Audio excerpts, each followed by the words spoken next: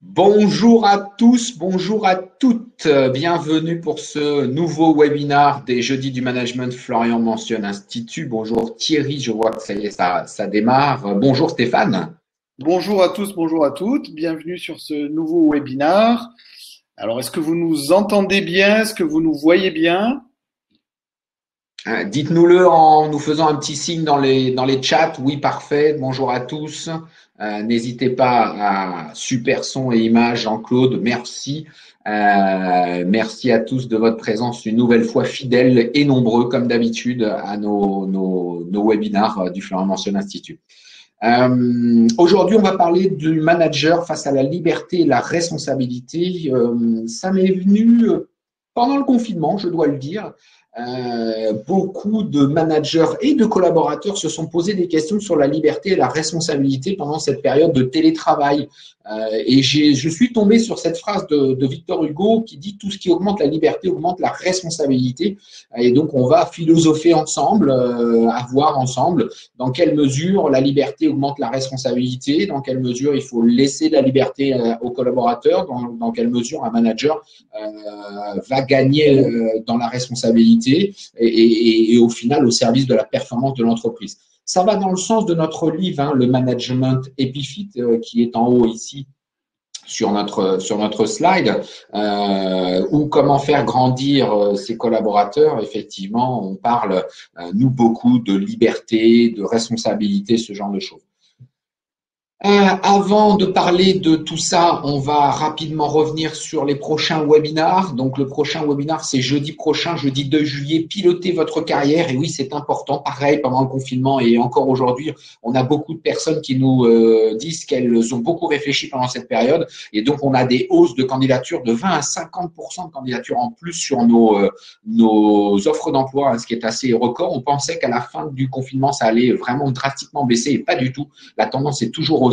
Donc, si vous cherchez un emploi ou si vous cherchez à recruter, c'est le moment de bouger. Il y a peut-être moins d'offres, mais malgré tout, il y a quand même beaucoup de candidatures. Donc, il y a de beaux recrutements. Nous, on est très sollicités. Le dernier webinar avant la pause estivale, on reprendra en septembre, nouvelle formule probablement, mais en septembre, le 9 juillet, je ferai développer votre chaîne YouTube avec mon plombier, mon vrai plombier personnel de Mobio, David, et qui est, vous le verrez, un YouTuber averti avec près de 100 000 abonnés. Ses vidéos font des scores, enfin c'est absolument incroyable. Et voilà, ça sera le webinar de détente de la pause estivale, comme dans tous les réseaux, on fait une estivale, une conviviale. Voilà, ça sera notre webinar convivial, on va dire, le 9 juillet. Donc, jeudi prochain, 2 juillet, pilotez votre carrière, et 9 juillet. Dans le domaine des informations, la formation en ligne, la prochaine, ce sera mardi prochain, 30 juin, sur Management et Russe. C'est la version longue du webinar que certains d'entre vous ont probablement suivi sur Management et Ruse. Et donc, Florian a proposé, parce que certains étaient très intéressés par ce thème-là, qui intrigue, qui interpelle. Et donc, il fera une formation de 9h à midi, cette fois-ci payante, bien évidemment. Donc, n'hésitez pas à vous inscrire si le thème vous intéresse. Il y a encore quelques places. Et là, ça sera plus resserré, en plus petit comité, avec possibilité de parler. Donc là, on ne sera pas sur du webinar, on sera sur de la web formation. Pour ceux qui ne nous connaissent pas, Florian Mentionne Institut, 44 ans d'expérience. Vous voyez mon joli crâne. Non, j'étais pas là à la fondation du cabinet. C'est Florian Mentionne qui a créé. Je crois que Stéphane ne peut en dire autant pour la tonsure. Créé en 1976 par Florian Mentionne. Je le dirige avec Augustin Valero depuis 2007 et nous y sommes tous les deux depuis plus de 20 ans dans le cabinet. Nous avons aujourd'hui un peu plus de 20 consultants répartis un petit peu partout en France et à l'international pour tourner terrain et un principalement, avec des activités de conseil en ressources humaines, notamment recrutement. On est très connu sur le sujet du recrutement, cadre et non cadre tertiaire, tout secteur d'activité, la haute placement, l'envers du décor du recrutement, la formation, management commercial, communication, RH, les bilans de compétences avec le CPF, ça rebooste vraiment, les coachings bien évidemment, et puis tout ce qui est conseil RH. Vous n'hésitez pas à nous interpeller dans le chat si vous avez besoin de précision. Je vais très très vite. Et enfin, pour me présenter, donc Loïc Douillère, ça fait 20 ans que je suis au sein du cabinet. Un parcours militaire dans la Marine nationale précédemment en management, et puis une prise d'études en cours du soir au CNAM en ressources humaines, une rencontre avec Florian Mentionne et une arrivée au sein du cabinet en tout début des années 2000. Un gros travail de ma part, notamment sur la partie digitalisation. Je suis un peu monsieur digital du cabinet et j'ai coécrit les livres, notamment le management épicénique, qui intervient dans beaucoup de domaines, beaucoup d'entreprises, beaucoup d'écoles, ce genre de choses. Et accessoirement, j'ai visité pas mal de pays. Je fais du hockey subaquatique, etc. Pour ceux qui s'intéressent au sport, le hockey subaquatique est un sport nautique extraordinaire. Stéphane, je te laisse la parole pour te présenter en quelques mots. Donc, bonjour à toutes et à tous, une nouvelle fois. Je suis Stéphane Vidal, je suis consultant IT Innovation pour le cabinet Florian Mentionne Institut. J'ai un parcours où j'ai co-créé et co-dirigé pendant plus d'une dizaine d'années une ESN sur lequel j'avais envie d'un nouveau challenge. Donc, au bout d'une dizaine d'années, recruter 95 personnes sur 4 agences. J'ai rejoint d'abord une start-up, puis en tant que consultant, le Florian Mentionne Institut. Pendant le webinar, je vais être votre porte-parole. Donc, si vous voyez votre écran, vous avez en haut à droite des onglets avec un onglet chat et un onglet sondage. On va travailler aujourd'hui et vous faire travailler sur des petits sondages. Je crois même que le prochain slide, on va démarrer sur un sondage. Alors, est-ce que c'est bon pour toi, Loïc ? C'est bon. J'en profite pour saluer le Maroc, puisque nous avons Nadia qui nous dit qu'elle nous dit bonjour de mon beau Maroc. Donc bonjour à tous en métropole, à l'étranger, dans les territoires d'outre-mer diverses et variés. Bonjour à tous, c'est ça la magie des webinars, on est tous à distance. Voilà, le sondage est lancé, je crois, Stéphane. Alors, tout à fait, le sondage est lancé. On va vous laisser un peu de temps pour… Voilà, donc le sondage, c'est doit-on donner de la liberté à ses collaborateurs? Qu'est-ce que ça vous inspire et comment ça vous inspire? Donc, allez-y, vous pouvez répondre, faites-vous plaisir. Pour l'instant, j'ai l'impression que le oui l'emporte allègrement, Stéphane. Je crois qu'on a une écrasante majorité sur du oui, hein, puisqu'on a 100% de vos réponses aujourd'hui qui sont sur le oui. On va vous laisser un peu plus de temps pour laisser aux participants la possibilité de répondre. Et alors, c'est ça qui est absolument génial, c'est que j'ai 100% de oui, donc tout le monde nous dit qu'il faut donner de la liberté, et pourtant,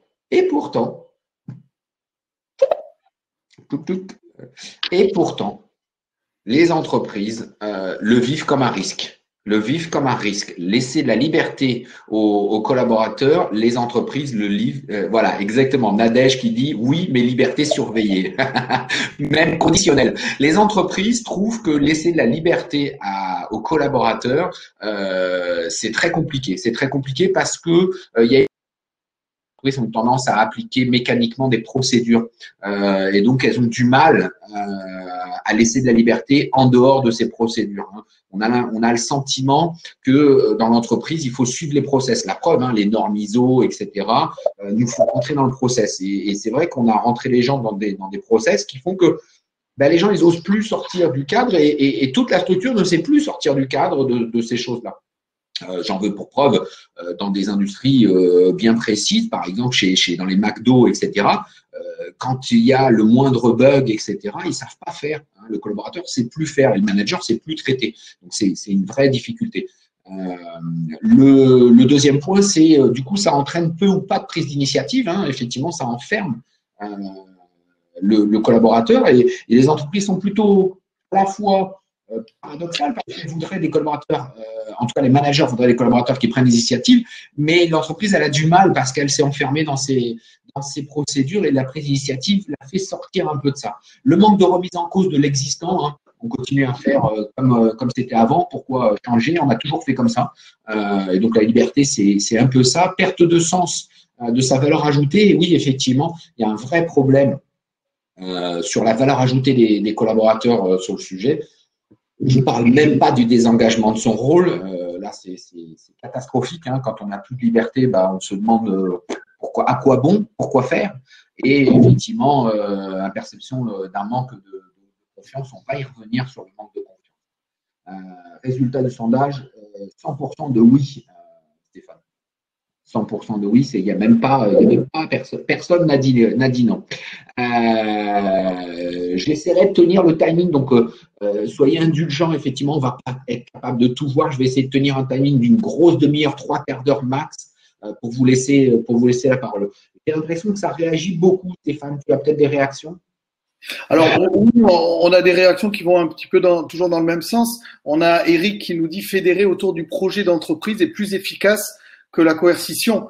Donc, c'est vrai que le but commun et l'orientation va sur la prise de liberté. On donne de plus en plus de liberté sur ce sujet. Hein. Effectivement, je suis d'accord, le projet, la vision, etc.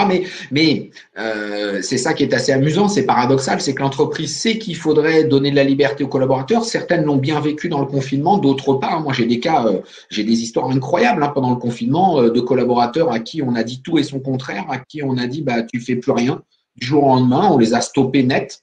Alors qu'il y avait moyen de faire du télétravail dans certains cas. Inversement, des managers qui ont donné tellement de liberté aux collaborateurs que moi, j'ai eu des cas de managers qui ont disparu. Et donc là, le collaborateur s'est retrouvé libre, totalement libre. Voilà. Et comme la structure, l'entreprise n'est pas prête, nécessairement, toutes les entreprises ne sont pas prêtes. Je vois qu'on a Courchevel qui est avec nous, le Mercure de Courchevel, c'est sympa. J'espère qu'il fait beau à la montagne et on espère pouvoir rapidement se déplacer vers Courchevel et ailleurs.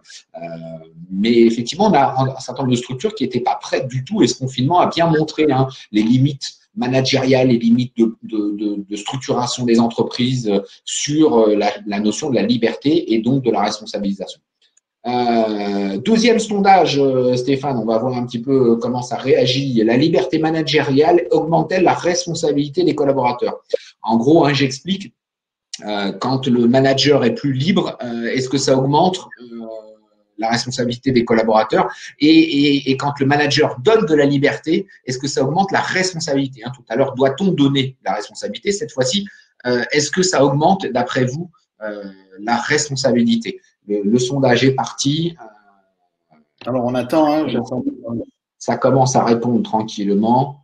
Hop, je commence à avoir des contradicteurs. Ça va être bien, ça. Ça va être bien parce que j'ai du oui et du non.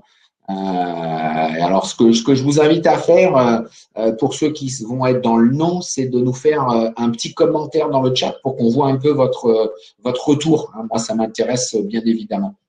Alors, Stéphane, je crois qu'on voit qu'il y a une majorité de oui encore une fois. Oui, je crois qu'on est sur un ratio 80-20, entre 80% de oui et 20% de non. C'est assez stable, mais on oscille sur ce… Un 80-20, effectivement. Alors, on va voir. Effectivement, merci Corinne, la loi de Pareto, le 80-20. C'est gentil. Oui, effectivement, la liberté managériale augmente la responsabilité, bien sûr, sauf qu'il y a des freins. Il y a des freins majeurs, notamment le fait que dans l'entreprise, le rôle du manager est souvent vécu comme l'organisateur et le contrôleur. Et non un espèce de libérateur et d'accompagnant. On parlera tout à l'heure de management épiphyte tel que nous on le vit. Le manager, pour nous, c'est surtout pas ça. Mais comme c'est vécu comme ça, et alors ce qui est génial, c'est que c'est vécu des deux côtés. Le rôle du manager est souvent d'organiser et de contrôler, mais les collaborateurs ont tendance à tout attendre du chef. Donc ça va dans les deux sens en fait. Et on sent bien. Et alors là, Loïc, j'ai une remarque de Ismaël. Ouais. J'ai un petit problème puisque j'ai plus le chat, ça y est, c'est revenu, qui me dit tout dépend du niveau d'engagement du collaborateur. C'est exactement ça. Exactement ça, tout à fait. Et on voit bien, je vilipende ni les managers ni les collaborateurs parce que il y a du bon et du mauvais des deux côtés. Et puis la troisième entité que je vais nommer, c'est cette personne morale qu'on appelle l'entreprise. Et donc il y a trois acteurs dans cette histoire-là, trois responsables. Mon associé Augustin a fait une petite responsable mais pas coupable pour ceux qui l'ont vu la vidéo des inconnus sur son post LinkedIn. Mais c'est exactement ça, en fait. On a l'impression que sur la liberté et la responsabilité managériale des collaborateurs, etc., personne n'est responsable, personne n'est coupable. Alors, on a l'entreprise qui dit, bah, moi, j'ai des procédures, il faut rester dans les procédures. Les managers qui disent, ah, bah, nous, on applique ce qu'on nous dit. Et puis, les collaborateurs qui ont quand même tendance, pour un certain nombre, d'attendre tout du chef. Alors, évidemment, c'est des vrais freins. Et c'est des gros freins. L'autre point, c'est qu'un certain nombre de managers ont peur de perdre en crédibilité ou en pouvoir. C'est l'effet du petit chef. Et on en parle bien dans notre livre du management et plus vite. Pour faire grandir ses collaborateurs, il faut grandir soi-même.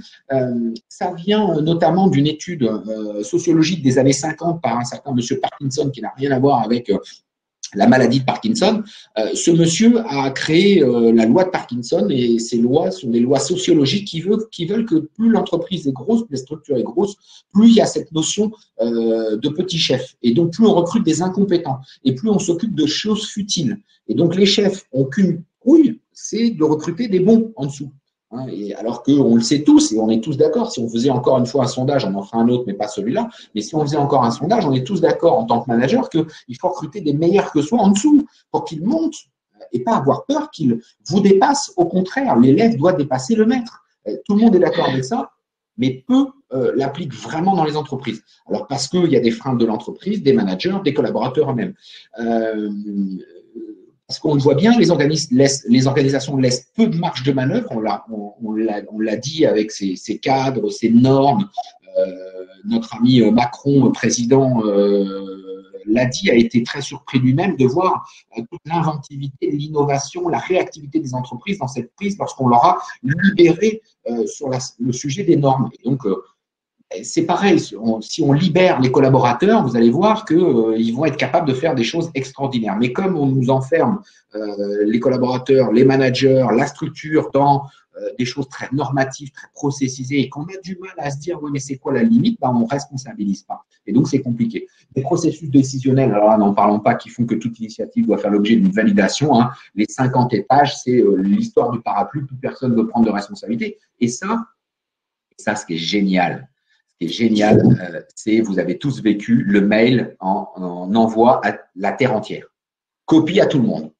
Comme ça, pas de responsabilité. Donc, vous demandez un aval. Et alors, ce qui est génial, c'est que si vous mettez tout le monde en copie, la personne ne prend la responsabilité. Personne ne répond. Donc, vous avez demandé une validation à quelque chose auquel personne ne va vraiment répondre. Donc, c'est absolument génialissime. C'est absolument génialissime. Mais voilà, c'est un vrai frein. Et puis, effectivement, le dernier point que je relève, c'est la centralisation ou le cloisonnement de l'information. Nous, on dit qu'il faut jouer de la transparence. Arrêtons de vouloir verrouiller l'information. Aujourd'hui, à l'ère d'Internet, de l'informatique, il est tellement simple de partager de l'information, d'être dans le monde collaboratif. On nous parle de monde collaboratif et pourtant, dans l'entreprise, on a encore des cas d'entreprise qui nous disent « Ah, mais non, surtout pas. Moi, je suis même pas, j'entends encore. Il n'y a pas si longtemps que ça, j'ai eu un commercial, peut-être un manager commercial, je ne sais plus quel était son rôle, qui me dit « Mais moi, M. Bouillard, je n'ai pas accès au chiffre d'affaires de l'entreprise. » Comment c'est possible? Vous êtes dans la fonction commerciale, vous ne connaissez pas. Moi, au début, je l'ai poussé en lui disant, monsieur, vous ne connaissez pas le chiffre d'affaires de votre entreprise. Il me dit, mais c'est pas que je ne la connais pas, c'est que on ne me donne pas l'accès à cette information. On ne me donne pas l'accès à cette information. Bon, comment voulez-vous que le collaborateur donne le meilleur de lui-même s'il n'a pas l'accès à toute l'information, etc. Alors, Loïc, j'avais une question intéressante de Thierry Lefebvre qui pose la question, pour le client, est-ce que le manager reste le responsable? Pour le client, est-ce que le manager reste le responsable? Ça dépend. Ça dépend et tout dépend de comment vous gérez votre relation au client et comment vous responsabilisez votre collaborateur avec son client. C'est du rôle du manager de piloter, effectivement. Alors, je vois bien ce que Thierry veut dire, c'est que des fois, le client, quand il y a quelque chose de litigieux, de délicat, il va avoir tendance à passer au-dessus et à dire « je vais appeler le patron ».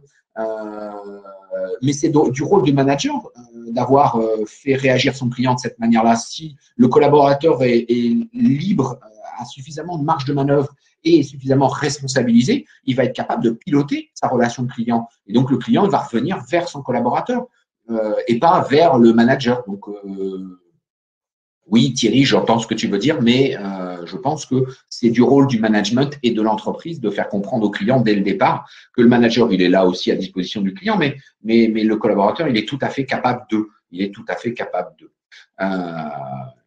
Alors, vous me direz, mais pourquoi donner de la liberté, hein? Certains se sont posé la question pendant le confinement. C'est pour ça que je mets cette image de ces deux personnes en mode télétravail.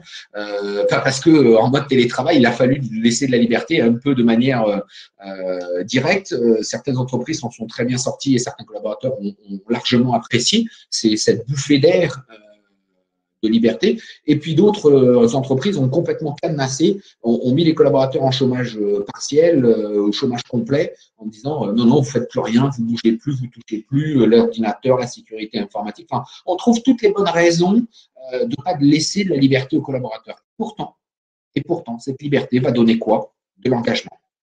Un collaborateur qui sent qu'il a de la marge de manœuvre va être plus engagé. Et donc, s'il est plus engagé, il est plus impliqué. S'il est plus impliqué, il est plus motivé. Je pourrais faire presque un entonnoir. S'il est plus motivé, il va prendre des initiatives, et ce qui est extrêmement bon. Bonjour à Valos, à Jean-Marie qui nous rejoint. S'il prend des initiatives, il va être plus fidèle. Et ça, c'est génial parce que vous aurez moins de turnover dans votre équipe. Et tout ça au service de la performance de l'entreprise. Aujourd'hui, on le sait pertinemment. Et les entreprises qui ont bien géré le confinement avec les collaborateurs qui avaient de la liberté d'action, de gestion, etc., avaient une vraie capacité de faire performer les entreprises. On a vu des entreprises vraiment bien passer le confinement et d'autres qui n'en sont pas toujours sorties et qui ont des vraies difficultés face à ça parce que la liberté, ils ne savaient pas comment le gérer. Oui, Stéphane. Alors, j'ai Delphine Turchet qui nous donne une remarque. Elle dit, si je te donne de la liberté, je te donne aussi des responsabilités.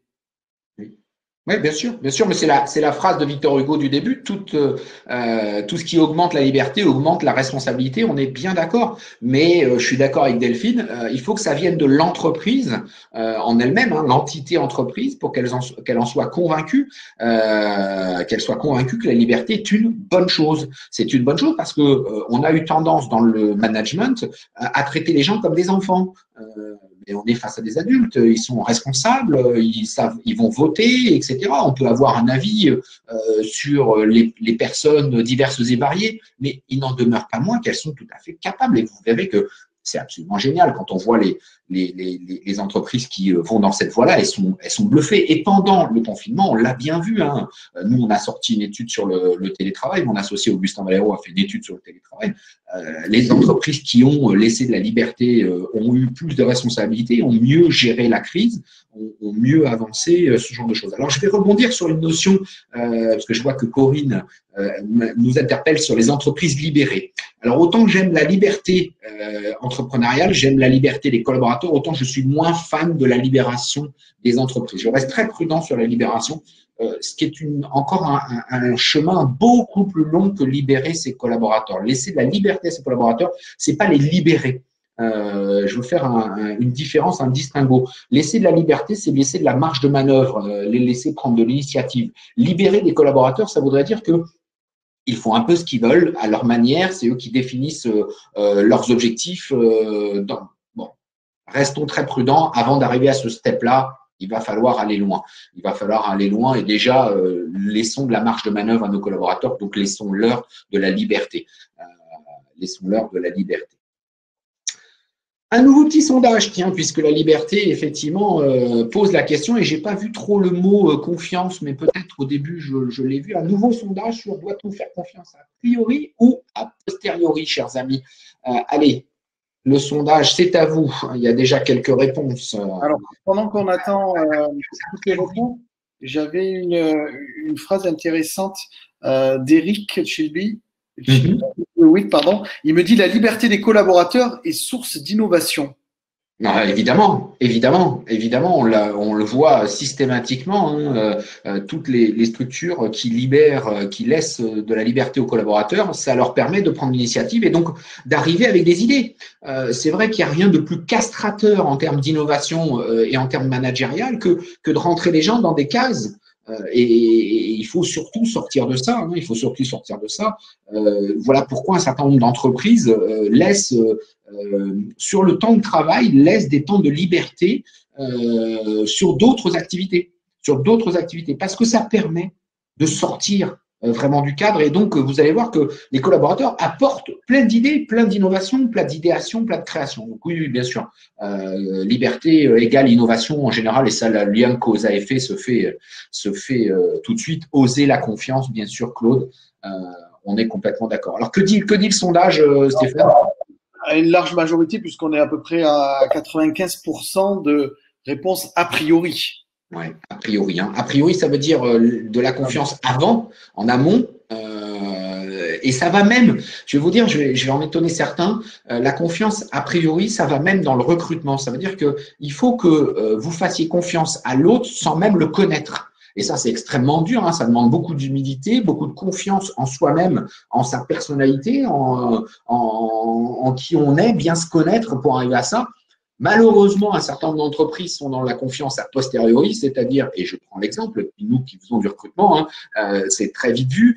Bon, alors, monsieur le client, comment on va faire pour la rémunération?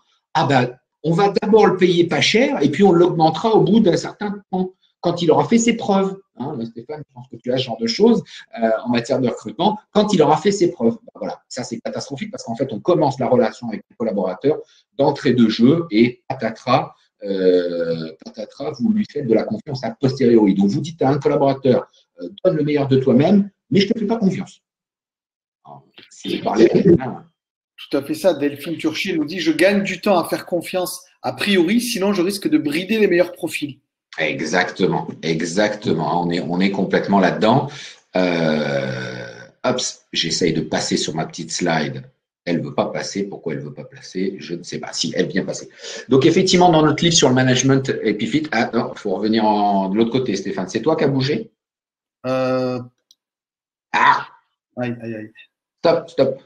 C'est bon. Quand on a un décalage, alors vous voyez qu'on n'est pas ensemble avec Stéphane, hein, il est dans une ville à côté de Montpellier, moi je suis à Montpellier, et donc effectivement on pilote la chose.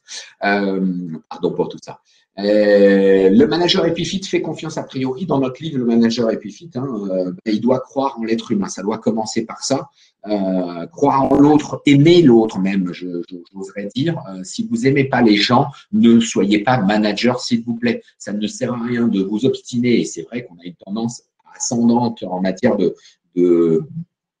carrière, puisqu'on parlera de piloter votre carrière la fois prochaine. En matière de carrière, on vous dit il faut manager, il faut évoluer, etc. Croire en l'être humain et aimer les autres. N'allez pas dans la voie du management si vous n'aimez pas les gens. Ça demande d'assouplir son ego, et oui. Il va falloir lui donner de la confiance et donc laissez l'autre dans ce qu'il est. Et il ne va pas être comme vous. On le sait tous avec ses enfants, avec son conjoint, mais on a du mal sur quelqu'un qu'on ne connaît pas. Hein. J'en veux pour preuve qu'en France, il y a un symptôme qui est quand même assez génialissime, c'est qu'on se barricade. Hein. Si vous baladez en ville, il y a quelqu'un qui vous approche, vous faites non avant qu'il vous ait dit bonjour. Quoi. Fédérer autour d'une identité commune, on a parlé de vision tout à l'heure, bien évidemment, associer aux décisions, connaître autrement que par la fonction, ça c'est important de connaître l'autre, connaître sa vie, connaître vraiment vos collaborateurs. Hein, et c'est pas que de faire du copinage. On a du mal à faire mettre la barrière entre le copinage et connaître l'autre. Mais vous devez connaître vos collaborateurs, c'est extrêmement important. Promouvoir la transparence, je l'ai dit tout à l'heure, faire preuve d'authenticité. Si c'est pas vous, ça va se voir en fait. Si vous forcez, ça va se voir. On a fait un webinaire avec Jean-Luc Cohen sur les techniques théâtrales.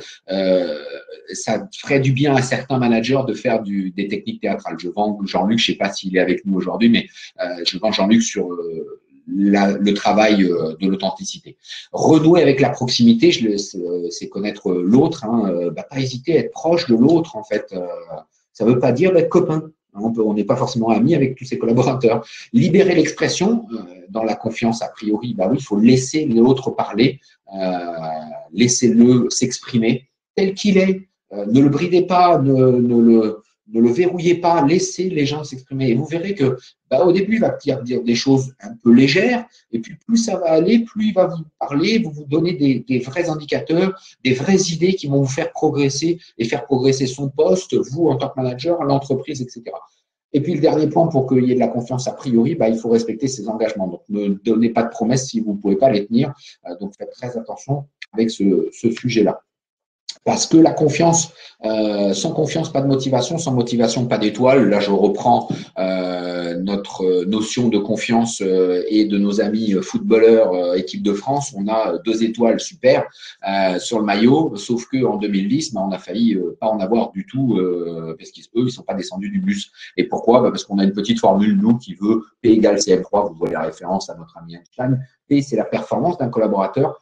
Ne fonctionnera que s'il a des compétences, bien sûr, il faut qu'il soit compétent, le collaborateur que vous allez recruter ou votre collaborateur actuel, mais ça va être activé par 3 ailes. Le premier, c'est la motivation, il faut qu'il ait l'envie, et ça va être activé, sa motivation, par 2 choses, les moyens. Si vous ne lui donnez pas de moyens, il ne va pas faire grand-chose, et en tant que manager, le management. Et on le sait aujourd'hui, ce qui a pêché dans la descente du bus, ça a été le management, ça a été beaucoup décrié sur le management. Parce qu'ils avaient des moyens, ils avaient des compétences, il n'y avait pas de sujet. Donc, sans confiance, pas de motivation, sans motivation, pas d'étoile, vous n'arriverez pas à gagner sans la confiance, et notamment sur la confiance a priori. Oui, Stéphane. Alors, Claude Rodier fait une remarque pertinente et il dit être sûr de soi et de ne pas avoir peur de ses collaborateurs. Oui, alors bien sûr, ne pas avoir peur de ses collaborateurs. On voit des fois des managers qui sont en difficulté et donc qui jouent ce rôle de petit chef parce que c'est un mécanisme de défense en fait. C'est un vrai mécanisme de défense que ils savent pas comment bien gérer. Souvent, beaucoup de managers n'ont pas été formés au management. On est souvent arrivé en tant que manager parce qu'on était un super bon dans son métier. On est souvent le meilleur commercial et on le catapulte manager. Alors, l'entreprise a l'impression que c'est bien parce que ça va être une espèce de forme de reconnaissance. Le collaborateur attend que ça parce que pour lui aussi, c'est une forme de reconnaissance et patatras, ça ne marche pas. Pareil pour le super ingénieur qu'on met directeur de production, etc., etc. Dans tous les métiers, le super comptable qu'on met DAF, etc. Oui, mais être manager, c'est un métier en tant que tel. C'est un métier en tant que tel. Arrêtons de prendre les meilleurs experts techniques pour devenir des managers. Et souvent, ça fait ce que dit Claude, ce que décrit Claude, ça fait des petits chefs qui ont la trouille de leurs collaborateurs et donc qui se cadenassent qui se retranchent derrière les procédures, les process, ce genre de choses, et qui ne sont pas des managers. Alors, me dit Eric, puisque certains managers ne veulent pas qu'on leur prenne leur place, donc ne veulent pas former les gens. Ah oui, bien sûr, bien sûr. Mais c'est même pire que ça, Stéphane. On a même, nous, en recrutement, on voit par exemple le cas du N+2 qui est en présentation avec nous et du N+1, donc celui qui va être le chef de celui qu'on va recruter. Le N+1 va nous expliquer que celui qui est brillant, comme on trouve brillant avec le N+2 et nous en tant que consultants, non, il va être compliqué à manager, celui-là, ça va être difficile de l'intégrer dans l'équipe. Il va nous trouver toutes les bonnes excuses pour pas recruter quelqu'un de brillant. Et ça, c'est la loi de Parkinson qui dit que plus l'entreprise est grosse, plus on recrute des incompétents. Et effectivement, donc celui-là, on va pas le recruter, ça va être encore pire, alors que le N+2 voit tout de suite l'intérêt de recruter des bons. Et lui, il a les yeux qui pétillent devant quelqu'un d'excellent. Mais il a une structure. Et puis, bien sûr, ça rejaillit aussi dans les entreprises avec les collaborateurs qu'on refuse de former, qu'on laisse à leur place. Qu'on laisse à leur place. Oui, il est bon là, il est bon. Moi, je te garde. Et on a tous des exemples de managers qui ont bridé des carrières et donc qui ne laissent pas de la liberté à leurs collaborateurs. Au contraire, un manager va sortir grandi parce que ses collaborateurs auront essaimé dans l'entreprise sur d'autres postes, d'autres profils, en transverse, en vertical, en horizontal, dans d'autres services, etc. Oui, Stéphane. Alors, Corinne Mermet met des choses évidentes. Elle dit la loi de transmission tant pratiquée chez les compagnons du devoir depuis des siècles, c'est l'exemplarité. Donc, en tant que manager, Bien sûr, Corinne, hein, l'exemplarité, enfin, il y a beaucoup de choses, hein, il y a beaucoup de choses derrière tout ça. Il y a beaucoup de choses derrière tout ça. Si on veut pas trop déraper, je vais quand même un petit peu avancer. Alors, après avoir vu les freins, les risques et puis le pourquoi, on va peut-être venir au comment. Comment rendre plus lisses ses collaborateurs. On l'a vu, je ne vais pas y revenir sur faire confiance a priori, bien sûr. Et donc, c'est un travail de tous les instants en tant que manager, en tant qu'entreprise, que de faire confiance. L'autre point, et c'est pas le monde des bisounours, hein, ce que je dis là, et c'est pour ça que le côté entreprise libérée ou collaborateur libéré, je suis pas très fan, parce qu'il faut quand même des cadres. Pour cela, il faut-il encore les avoir fixés.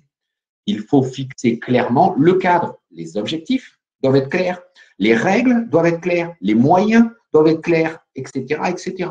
Faut-il également les suivre en tant que manager? C'est pas le tout d'avoir dit aux collaborateurs, voilà tes objectifs, ta feuille de route pour l'année, voilà le règlement intérieur, et puis voilà le budget que tu as, débrouille-toi, on se revoit dans un an. Non, il faut le suivre, l'accompagner par réussite de ces règles, de ce cadre. Malheureusement, un certain nombre de managers ont du mal avec ces notions de cadre. Je l'ai vu dans le chat au début, de laisser de l'autonomie et non de l'indépendance. Hein. La liberté, ça ne veut pas dire indépendance, ça veut dire autonomie, bien évidemment. Ensuite, une autre façon, c'est de déléguer, et c'est pas toujours évident. Alors pour ceux qui ont encore des difficultés dans la délégation, je vous invite à vous inspirer de la matrice d'Eisenhower. La matrice d'Eisenhower, c'est quoi? C'est important, urgent, et vous voyez qu'il y a une petite case jaune. Tout ce qui est urgent et non important, vous devez le déléguer. Tout ce qui est urgent et important, vous devez le faire.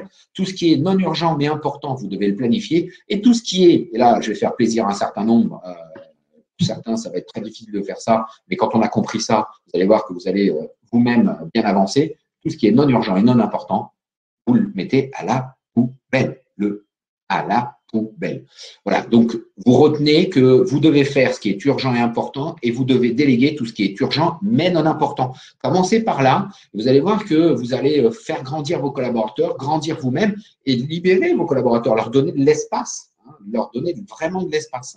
Leur donner l'espace. Oui, Stéphane. J'ai ici le fichier Joubert qui me dit qu'il y a un glissement du rôle de cadre à un rôle de coach. Mais fondamentalement, oui. Le manager est un coach, doit être un coach. Oui, effectivement, je suis assez d'accord. Hein, il y a un glissement et d'ailleurs, le terme de cadre a disparu. Il est passé par le terme de manager. On cherche un petit peu le terme aujourd'hui. Hein. On entend parler de leader, on entend de fédérateur, on entend des coachs, etc. Oui, on sent bien qu'il y a un vrai glissement, une vraie prise de conscience dans l'entreprise, hein, pour accompagner le collaborateur et non plus lui donner la règle descendante, etc. Mais ça s'accompagne parce qu'effectivement, les collaborateurs ne sont pas tous prêts, sont très méfiants, je le disais au départ, hein, on attend tout du chef. C'est du rôle du manager que de préparer ses collaborateurs, de le faire avancer vers ce mode de fonctionnement. Ils ne sont pas tous prêts, mais ils sont tous capables d'y aller. Hein. Ils sont tous capables d'y aller. Je te vois sourire, il y a peut-être une remarque sympathique. Oui, je vois Nadia, l'ami, qui met une remarque. Je fais, tu observes. Nous faisons, tu observes. Tu fais, j'observe. Ouais, mais c'est ça, Nadia, exactement, vous avez tout compris. Vous avez tout compris. Il faut accompagner les collaborateurs. Alors nous, dans le management Epifit, pour nous, c'est ni un manager leader, ni un manager entraîneur, etc. Hein. Le manager, c'est souvent le cadre qui donne le cadre ou le leader qui est devant et qui tire, etc. Nous, c'est plutôt un manager qui soutient, qui accompagne, qui aide ses collaborateurs à faire. Hein. Et c'est bien là où il faut déléguer. Dans le comment rendre, il y a effectivement fixé et clarifié le négociable et le non négociable, la ligne rouge. Et oui, il faut la donner, cette ligne rouge, ne vous étonnez pas. Et surtout, si vous voulez donner de la liberté à vos collaborateurs, il faut fixer les lignes rouges, il faut fixer les limites. Et donc, il faut les clarifier pour que ce soit très clair. Manager par les objectifs, j'en ai parlé un petit peu tout à l'heure, et ça veut dire suivre ces objectifs, être au quotidien avec les collaborateurs et avoir des points de passage réguliers sur la dérive des objectifs, le pourquoi des objectifs. Il ne s'agit pas de sanctionner quand on n'est pas dans l'objectif, il s'agit de comprendre pourquoi et d'ajuster avec le collaborateur en permanence. Ça demande de la mécanique de précision et donc ça demande un travail de tous les instants. Il y a un petit ratio que je vous donne aussi qui est important en termes de management. Un manager doit être un manager à 100% à partir du moment où il a une dizaine de collaborateurs hiérarchiquement rattachés à lui. Ça ne veut pas dire qu'il n'a que 10 personnes en dessous, puisque ces mêmes personnes managées peuvent avoir eux-mêmes des collaborateurs, mais un manager doit avoir que 10 personnes en dessous de lui au maximum. À partir du moment où il a 10 personnes, il ne doit plus faire que ça, que faire que du management. Et donc, vous voyez que quand vous avez 10 personnes et que vous devez les manager par objectif, ça vous demande du temps. Et c'est du quotidien, du quotidien. Piloter grâce à des indicateurs simples et partagés. Arrêtons les usines à gaz d'indicateurs. Il faut des indicateurs, mais simplifiez vos indicateurs. Quand je vois des entreprises qui ont des tableaux de bord, c'est des Airbus ou des Boeing, des tableaux de bord d'avion, là, non, oubliez, quoi. Enfin, personne ne comprend rien, c'est extrêmement compliqué. Facilitez, simplifiez-les et partagez-les, il faut que ce soit partagé. Suggérez à votre équipe de faire des réunions sans vous. Alors ça, je sais qu'un certain nombre de managers ont beaucoup de mal avec ça, mais qu'est-ce qu'il va se dire? Moi, j'ai peur, notamment ce que disaient certains, la fronde. Hein, avec mes enfants, pendant le confinement, on a re-regardé la série des Pirates de Caraïbes et il y a de la mutinerie. Un certain nombre de cadres et de managers, enfin surtout ceux qui sont encore dans le mode cadre, ont peur des mutineries. Hein. Vous vous rendez compte, ils vont se parler entre eux, oulala, sans que je sache qu'il faut. Laissez-les faire, vous allez voir, ça va être génial. Et puis, encouragez les propositions, les prises d'initiative. Oui, bien sûr, laissez-les libres de vous proposer, faire des propositions, des prises d'initiative.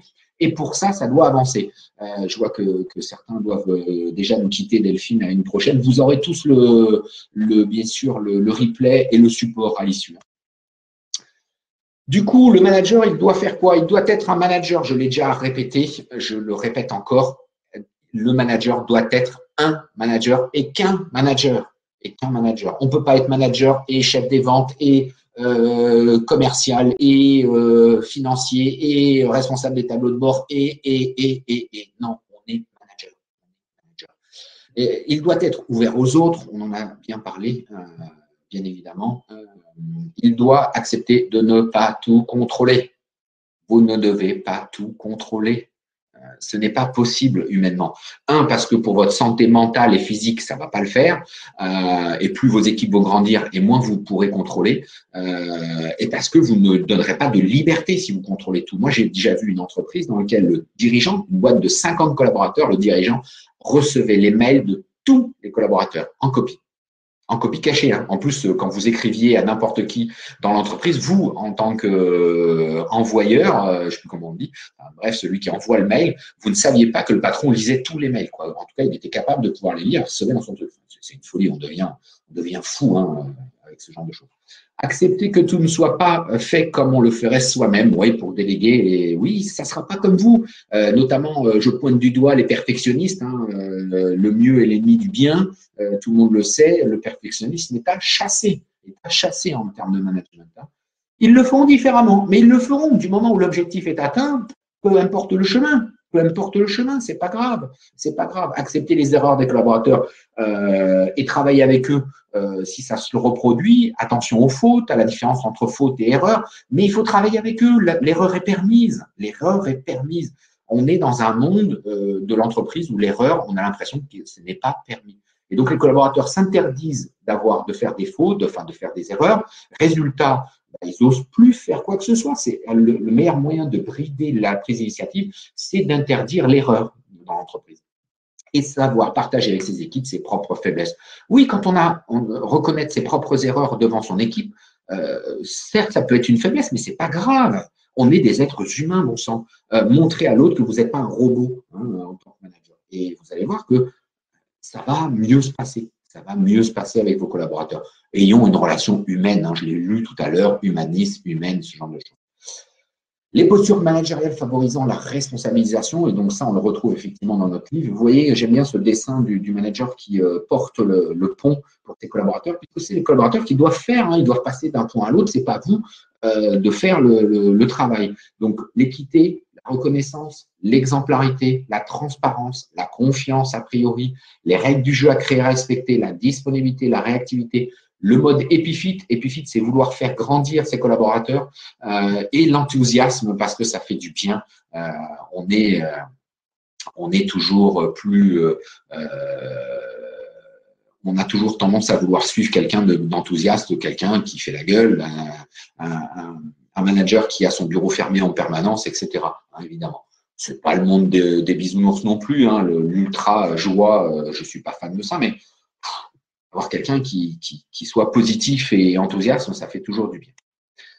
Le manager doit donc aider, le manager épiphyte, doit donc aider ses collaborateurs à faire bien les bonnes choses. Certains ont déjà vu cette slide-là, faire, c'est-à-dire réaliser des objectifs que l'on s'est fixés, la performance, bien, c'est-à-dire dans l'économie des moyens, l'efficience, et les bonnes choses, c'est-à-dire avoir su choisir les objectifs qui convient à la pertinence. Vous avez le petit résumé dessus. Je vais vite là-dessus. De toute façon, vous aurez le PowerPoint et pour ceux qui le souhaitent, n'hésitez pas à vous procurer le livre. Nous avons notre boutique Amazon qui est disponible.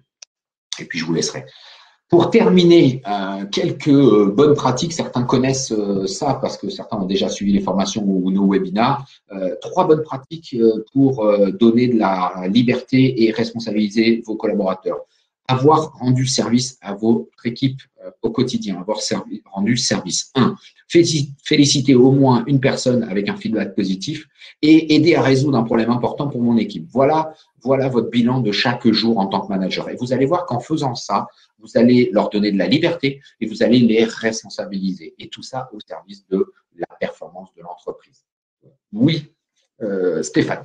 Non, il y a plus de remarques, mais c'est vrai que le métier c'est un vrai métier en fait, manager. Et tu l'as dit tout à l'heure, il y a beaucoup d'opérationnels qui montent en tant que manager, ils n'ont pas été formés, ils n'ont pas les clés. Et malheureusement, dans les entreprises, on ne forme pas assez les managers. On a une priorité, c'est faire du business, mais former les collaborateurs et les managers, pour moi, c'est plus important dans un premier temps que faire du business. Donc, tu l'as dit, hein, le manager est là pour aider ses collaborateurs, mais en général, le manager est là pour donner des ordres et on perd cette éthique-là et on perd cette cible-là. Exactement, tu as tout à fait raison et c'est vrai que nous, on appelle de nos voeux à la formation des managers, qu'ils soient experts, qu'ils soient néo-managers. On le sait tous et aujourd'hui, de plus en plus de clients nous le disent en matière de recrutement. Ce qui est important, c'est le comportemental, c'est ce qu'on appelle les soft skills maintenant, la personnalité, le partage de valeurs, ce genre de choses. Et en matière de management, c'est fondamental, mais n'espérez pas recruter quelqu'un qui n'a jamais fait de management, mais qui est un bon chef des ventes, un bon RAF ou un bon DAF ou un bon ingénieur. S'il n'a pas été formé au management, ne vous étonnez pas que 6 mois, 1 an après, il y ait des dégâts dans votre équipe, en fait. Ne vous étonnez pas. Et c'est vrai que c'est dramatique parce que c'est pas une culture que l'on a que de former les gens au management. On fait de l'omelette et puis on verra bien qui c'est qui tient derrière. Et donc, c'est un peu dommage. Les experts techniques n'ont souvent pas envie de manager. Oui, mais c'est pas grave, Mélanie. Je vois que Mélanie dit les experts techniques n'ont pas souvent envie de manager. Mais qu'ils restent experts techniques, laissez-les. Simplement, ce qui me gêne dans cette notion-là, c'est que comme on a fait la voie royale du management en termes d'évolution, de reconnaissance, eh ben, il y a aussi une reconnaissance financière. Et donc, souvent, l'évolution managériale, pourquoi les collaborateurs veulent y aller? Parce qu'il y a une évolution de rémunération. Et on ne récompense pas les experts suffisamment. La voie d'expertise n'est pas une voie royale qui fait que on paye pas bien nos experts. Du coup, on n'a pas trop le choix, en fait. Vouloir rester expert, c'est bien, mais ça ne vous fait pas avancer. Ça ne vous fait pas avancer. Et donc, ça, c'est vraiment dommage. C'est vraiment dommage. Alors, on le voit beaucoup en informatique, où on va avoir une personne qui rentre dans l'univers de l'emploi par un poste de développeur. Ensuite, il va être promulgué chef de projet, puis directeur de projet, mais on ne lui a pas donné les billes. Donc, en général, c'est un très bon technique, qui est monté et qui continue à faire de la technique. Le problème, c'est qu'il continue à être technique tout en étant manager ou directeur de projet. Donc, voilà, c'est des métiers. Et je crois que Corinne a marqué chacun son job. Voilà, on a chacun son job. On peut former les gens quand ils montent d'un grade. Mais c'est vrai que la problématique, elle est de facto de vouloir être manager, rapidement manager, sans avoir les billes. Ouais, c'est ça. Et on n'a pas les guidelines, on n'a pas les éléments, et donc on arrive là un peu catapulté. De la même manière, Nadège rebondit sur le plus difficile à gérer. C'est un manager qui s'est vendu comme un manager en entretien et qui finalement est adepte d'un management à l'ancienne qui ne fonctionne plus en 2020. L'humain est sans surprise. Oui, Nadège, je suis d'accord. Ça, vous devez le détecter lors des entretiens. Ça se détecte. Hein. Un manager à l'ancienne, comme vous dites, ça se détecte, mais rien n'est perdu. Il suffit aussi de l'accompagner, ce manager à l'ancienne. Le problème, il est là. Hein. Pourquoi votre manager à l'ancienne se vend en tant que manager néo-moderne? Tout simplement parce que, effectivement, Corinne le dit, il faut le coacher, il faut l'accompagner, il ne faut pas le laisser sur le plan de la route, le pauvre. Il a peut-être raté un virage, ce n'est pas de sa faute. Si son entreprise ne l'a pas accompagné, il faut l'accompagner.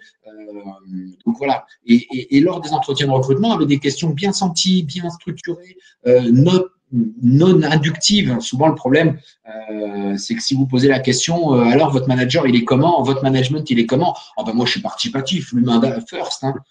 Et si vous posez ces questions-là, évidemment, il va se vendre comme ça. Par contre, si vous lui demandez de vous donner des exemples de management, d'expériences qu'il a vécues en management, etc., vous allez détecter. Donc, appuyez-vous sur leurs propres expériences, sur des cas concrets. Plus vous serez concret, moins il aura tendance à vous parler de ce qu'il est capable peut-être de faire ou d'imaginer que vous attendez qu'il réponde. Mais ça, c'est des techniques de recrutement. On peut vous aider, Nadège, à soit vous former là-dessus sur les techniques d'entretien, soit à vous aider à recruter, bien évidemment. Mais oui, il faut les coacher. Il faut aussi voir son CV. On connaît des secteurs d'activité où c'est des bourrins, dit Christian. Oui, mais même dans ces secteurs d'activité, Christian dit bourrin, un peu bourru, moi je dirais. Je vois bien les secteurs dans lesquels vous parlez. On va parler des secteurs d'hommes, le transport, le BTP, des secteurs un peu conservateurs. Mais vous savez, on va aussi dans les secteurs très conservateurs du domaine bancaire, par exemple. On est plutôt dans le management à l'ancienne. En plus, eux, ils ont les problématiques de règles, de normes, etc. Même dans ces secteurs-là, on voit aussi des managers qui performent et d'autres pas. Et quand on analyse, celui qui performe, c'est celui qui est vraiment dans le côté humain, dans le côté managérial, dans l'accompagnement des collaborateurs et qui sait manager, piloter les règles au milieu de tout ça. Et il brille. Il brille, ce manager-là. On le voit tout de suite. J'ai un client qui fait du transport exceptionnel dans la région, un petit transporteur exceptionnel qui s'appelle les transports Capel. Il transporte des petites choses. Hein. Il transporte des Airbus A380 sur des camions. Donc, ils font des trucs assez remarquables. Et c'est vrai qu'on pourrait penser que dans cet univers-là, hein, on est comme ça. Et pourtant, il y a des managers qui comprennent, j'ai formé une partie de leur équipe managériale et qui se régalent et qui font performer les collaborateurs, qui ont compris le côté humain et que même si l'univers est un peu dur, un peu rude, avoir un management de proximité, un management épifite fait vraiment avancer la structure, vraiment avancer les collabs, vraiment avancer soi-même. Et c'est surtout ça qu'on veut faire passer, c'est que dans notre management épifite, faire grandir ses collaborateurs, mais c'est aussi grandir soi-même. Les plus grands managers sont ceux qui ont fait grandir leurs collaborateurs. Tu vois d'autres choses, oui, Stéphane? Une question intéressante. Comment faire s'il doit prendre l'encontre du bien-être des salariés? Il doit prendre le côté des salariés ou de la pérennité? Alors, j'essaie de me représenter le cas à l'encontre du bien-être. Alors, ça veut dire quoi le bien-être? Est-ce que c'est la sécurité ou le bien-être? Déjà, on va limiter. Si c'est la sécurité, il n'y a pas de sujet. On ne met jamais un salarié en danger. Donc là, c'est ligne rouge, limite non négociable. Okay. Bien-être, ça veut dire quoi? Si par bien-être, vous entendez le monde des bisounours, vous oubliez, pour moi, ce n'est pas sujet. Doit-il prendre le côté des salariés ou de la pérennité? de la sérénité, les salariés ou de la pérennité. Alors, c'est souvent, moi, ce qu'on m'oppose souvent, c'est salarié ou direction. Mais là, en fait, il n'y a pas de sujet. Hein. Est-ce qu'il faut prendre le pas de la direction ou le pas des salariés? C'est un compromis en permanence à avoir. C'est à vous, en tant que manager, de trouver le bon compromis entre le bien-être, mais le bien-être pour le bien-être pur. Effectivement, Corinne, c'est un juste équilibre. Le bien-être pur, c'est-à-dire mettre des toboggans et autres baby-foot dans les entreprises, moi, non. Si ça ne sert pas la performance de l'entreprise, pas de sujet, quoi. Hein, pas de sujet. Hein, la pérennité, voilà, justement, le style de management est impulsé par la direction. Oui, bien sûr, Mélanie, mais n'oubliez pas que ça va dans tous les sens. Et vous allez voir que vous ferez progresser votre direction, vos propres managers, si vous montrez que vous avez une équipe qui performe tout en ayant souci de l'humain en interne. Il y a cette grande tradition de croire que c'est là-haut que ça décide le style de management. Non, non, je ne suis pas d'accord avec ça.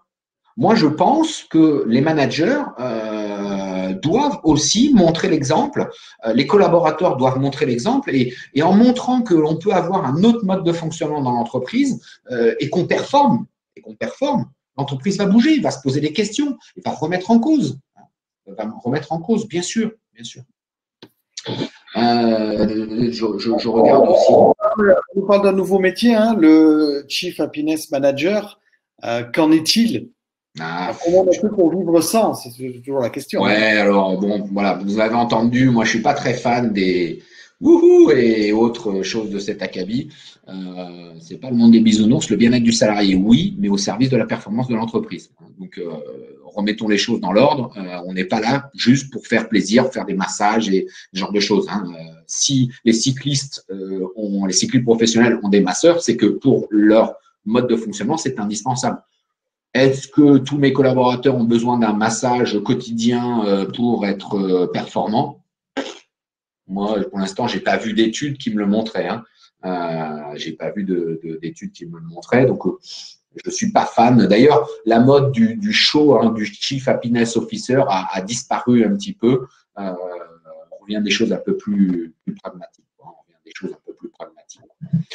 Il est 55, Stéphane, si tu me le permets, je vais terminer ce webinaire. Je sais qu'on pourra en discourir encore longtemps. Je pense que pour tous, à la rentrée de septembre, on relancera le cycle du management Epifit en version web formation pour ceux que ça intéresse, de se former à nos méthodes de management Epifit, grandir et faire grandir les collaborateurs. On en reparlera en septembre, on vous enverra des petits mails là-dessus et n'hésitez pas à vous y inscrire. En attendant, prochain webinaire, donc jeudi 2 juillet, jeudi prochain, pilotez votre carrière. Il faut penser aussi à vous, pensez à vos carrières, certains y comprennent. S'y intéressent depuis longtemps pendant ce sujet-là, et d'autres pas du tout, donc pensez-y. Et puis, développer votre chaîne YouTube, ça sera le dernier au mois de juillet. Et la formation Management et Ruse du 30 juin, pour ceux qui se sont régalés avec Management et Ruse au webinaire, passez 3 heures avec Florian sur le sujet. Vous allez voir, vous allez aller encore beaucoup plus loin. Je crois que j'ai fait le tour, Stéphane. Merci à tous. Très bien, écoutez, merci. Et puis, bon appétit à tous. Et donc, le jeudi prochain, prochain webinaire. Prochain webinaire. Hein. N'hésitez pas, vous recevrez le PowerPoint et vous allez recevoir le replay pour ceux qui veulent revoir. À très bientôt. Nous sommes à votre disposition. Vous avez mon email. N'hésitez pas à réagir. Quoi. À bientôt à tous. Au revoir.